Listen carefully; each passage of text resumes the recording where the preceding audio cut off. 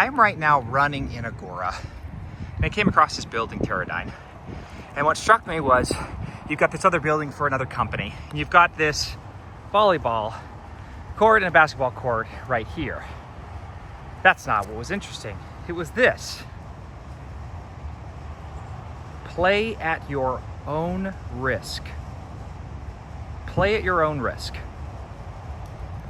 And I don't know what it was, but when reading that, I immediately switched the word play for live. And again, this is going off script, but I'm going to do a random phrase generator today, and it's live at your own risk. And how life really does begin once you leave your comfort zone. And you could say that your comfort zone is basically the boundary around you that you've created to help eliminate risk from your life. And there are, you could say, many different faces of risk.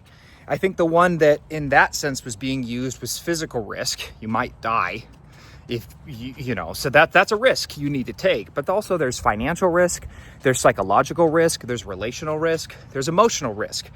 And all of these kind of get bucketed into one thing, which is risk.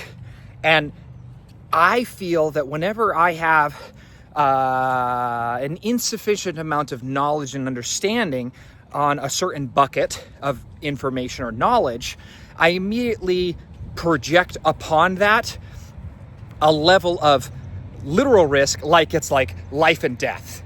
Everything that's in this ignorant bucket, this bucket that I am ignorant upon in, is going to somehow hurt me. It's going to negatively affect me. It might even kill me. And how that is I think, interesting, because that might be ingrained in all of us. This idea that if we don't understand something, there is inherent risk in it. And that inherent risk is out to get us, and it will hurt us. When in reality, there's like maybe one element or one face of that risk that actually could really hurt us. But the rest of it is like this, like we have put this projection, this idea that all those other faces of risk also can harm us, like financial risk, emotional risk, relational risk, psychological risk. You could say communal risk, like, oh man, if I fail at this thing, the community is going to laugh at me. I'm risking my reputation by doing this thing.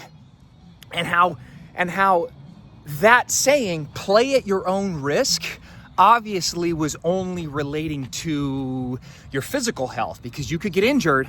Don't come to us and sue us because, hey, we put this sign out here that says play at your own risk.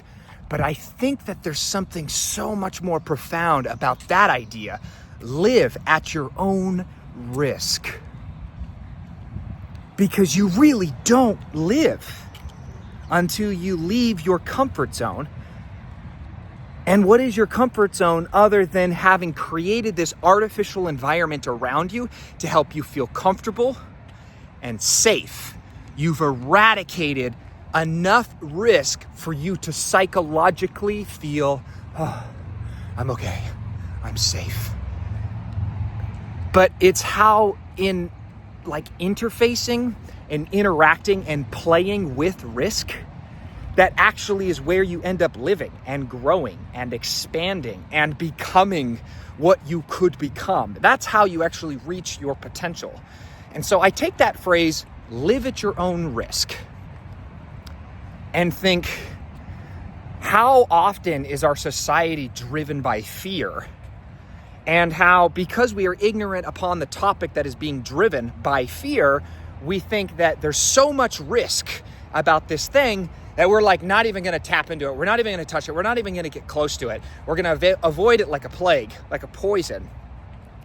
And how it's that very thing that if we get closer to and we learn to become comfortable with risk, we begin to shed and unveil all of the different faces of risk that are like, oh, this actually isn't going to kill me.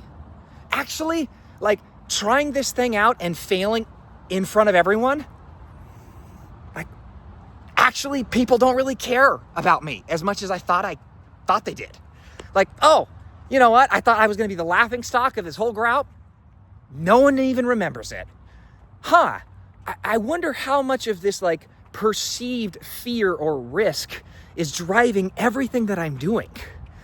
And then like, if you begin to play with that and think about it and meditate upon that idea, how much of my life is being driven by fear and risk of losing something versus excitement and curiosity about obtaining something, and using that as the one filter. Am I not doing this because I'm being driven by some kind of fear or risk of losing something? And how often am I being driven by like, oh my gosh, this is so exciting. I'm so curious about this. I just want to know what this, what this is. I think you'll be able to proportionately correlate it to how alive you really are and how much you're actually living. Live at your own risk. Because you'll get to the end of your life and go, man, I regret this, I regret this, I regret this, I regret this. And most of those things, I bet, are going to be things that you regretted not doing, stemming from fear or risk of potentially losing something, losing face, losing your reputation, being emotionally or psychologically harmed. There are cases in point where the physical risk of it, actually dying, literally dying, is so high that it doesn't make sense. It's stupid to actually consider that kind of risk. But every other risk, it seems like it's negotiable. So instead of playing at your own risk, seek to live at your own risk, that border between the comfort zone, your border of the comfort zone, and stepping out of it and beginning to actually live. So that, even though I didn't get it from the random word generator, I'm going to use for today. The random phrase generated today is live at your own risk. And ask yourself, am I not doing this because I'm afraid? And how is it that I could switch the narrative or change the narrative in such a way where I could get curious about this? I could get excited about this to help push you forward into actually doing it and escaping and exiting your comfort zone into actually living.